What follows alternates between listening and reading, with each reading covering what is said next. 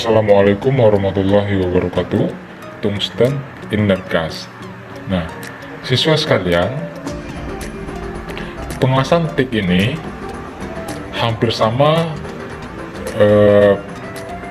cara kerjanya dengan pengelasan OAW atau oksiasetilin. Hanya saja pada pengelasan OAW, untuk melelehkan bahan tambah, kita menggunakan api yang berasal dari campuran antara asetilin dan oksigen. Akan tetapi, pada pengelasan TIG ini, api berasal dari listrik ya.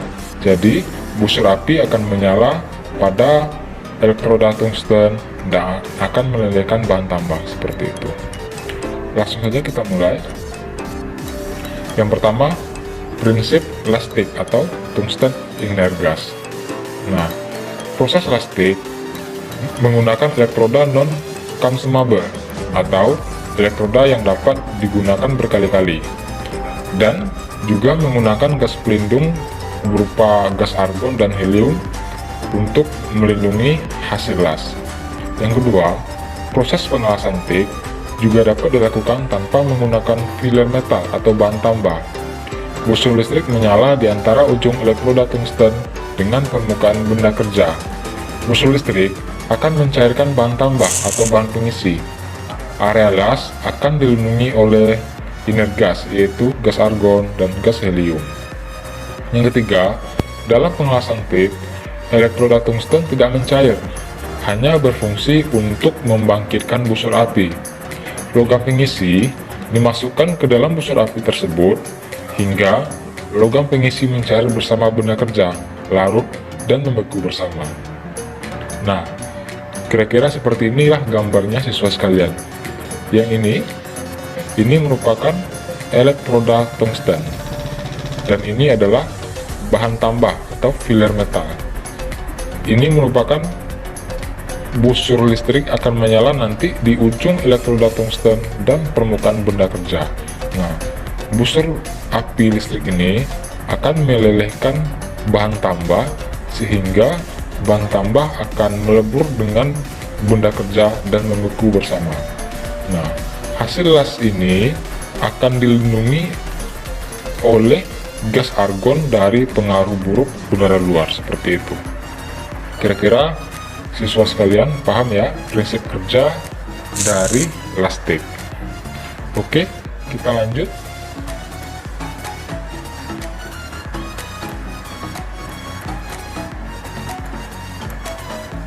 Nah, yang pertama ini. Selanjutnya adalah kita akan membahas perangkat lastik ya. Adapun kelebihan dari lastik ini adalah yang pertama, hasil pengelasan tidak perlu dibersihkan karena tidak menghasilkan flak seperti las SMAW ya. Jadi langsung hasilnya bersih, sama seperti pengelasan MIG.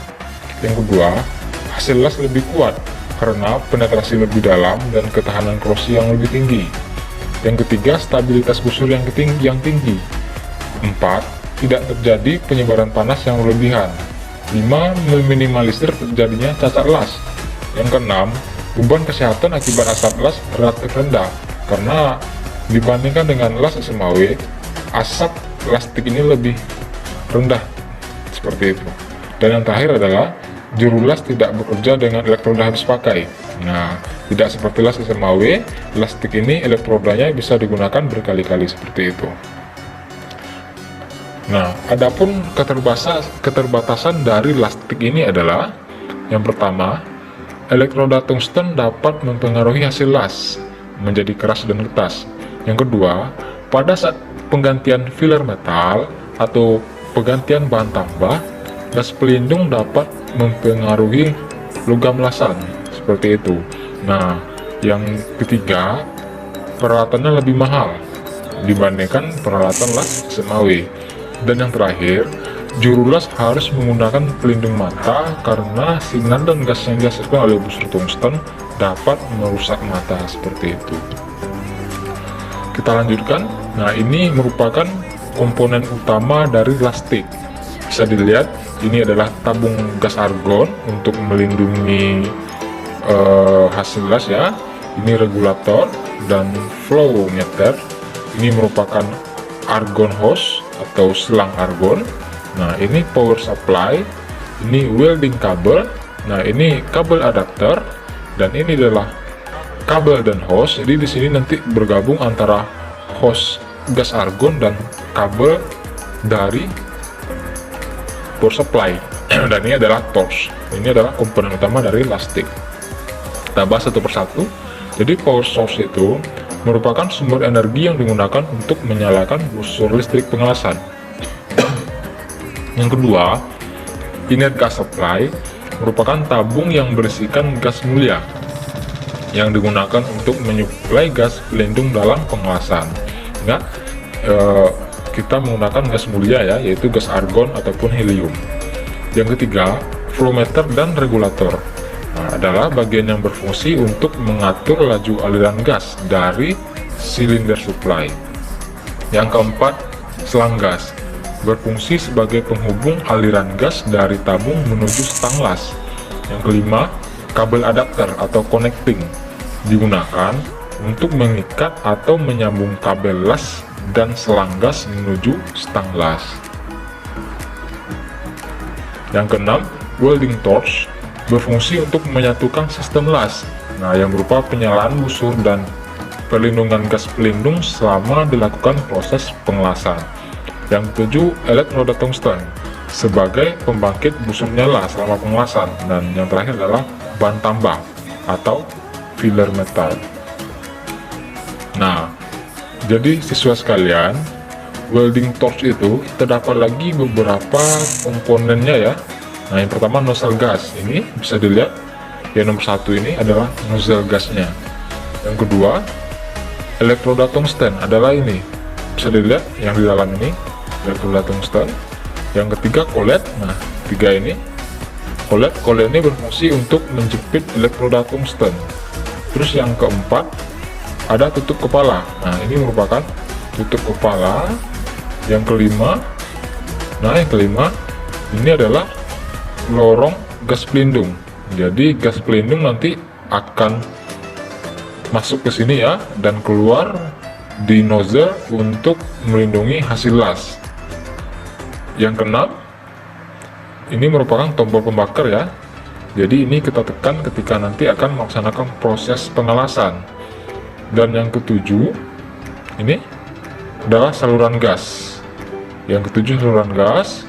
Yang kedelapan merupakan kabel las, seperti itu. Ini adalah komponen-komponen pada welding torch. Selanjutnya, nah ini merupakan berbagai macam bentuk welding torch ya. Pada lastik ini ada bentuk normal seperti ini, bentuk lurus seperti ini, dan bentuk pendek seperti ini. Bisa dilihat di sini pembagian menurut media pendinginnya ya. Nah, bentuk pembakar menurut media pendinginnya. Nah, kalau bentuk normal ini dia pendinginnya gas atau udara. Bentuk lurus sama ya, tapi bedanya di ampere saja, seperti itu. Bisa siswa lihat siswa sekalian lihat di tabel ini. Kita lanjutkan.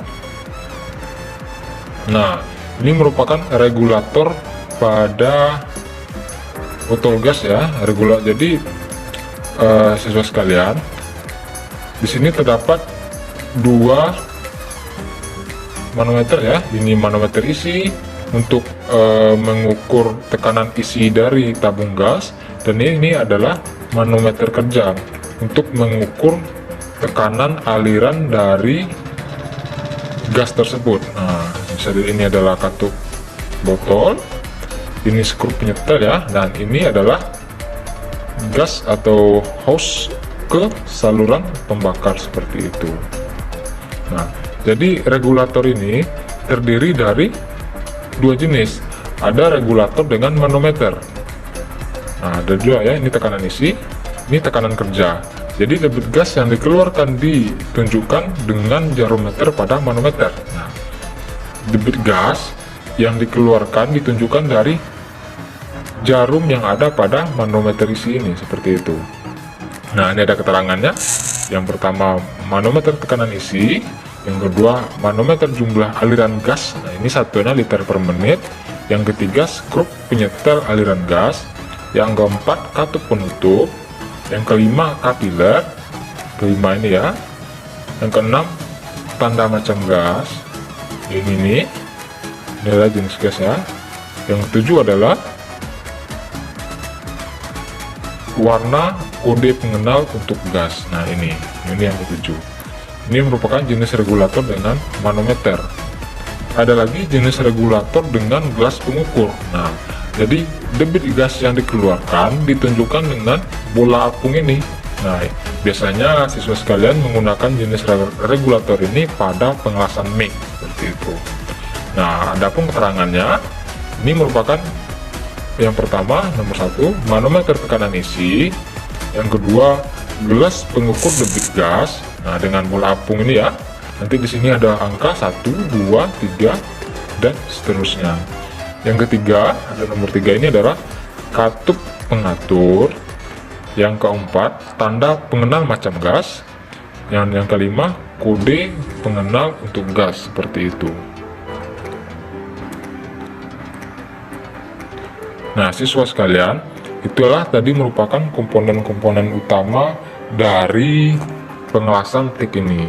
Semoga sampai sejauh ini siswa sekalian paham dan mengerti akan penjelasan ini. Selanjutnya akan kita tampilkan lagi pembahasan tentang mata pelajaran lastik di pertemuan berikutnya dan di video berikutnya. Saya akhiri, Assalamualaikum warahmatullahi wabarakatuh.